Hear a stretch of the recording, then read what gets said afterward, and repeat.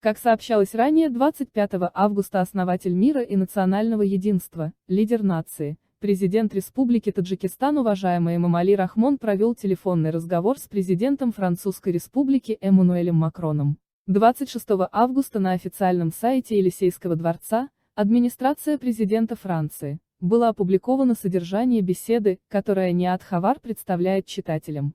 В среду, 25 августа, президент Французской Республики провел телефонный разговор со своим таджикским коллегой, президентом Республики Таджикистан Эмомали Рахмоном. Он поздравил президента Таджикистана и таджикский народ с 30-летием государственной независимости этой страны, которая будет отмечаться 9 сентября 2021 года. Он выразил удовлетворение уровнем и качеством диалога между Францией и Таджикистаном, изложил свою позицию по отношению к развитию и укреплению новых областей сотрудничества, особенно по вопросам границы.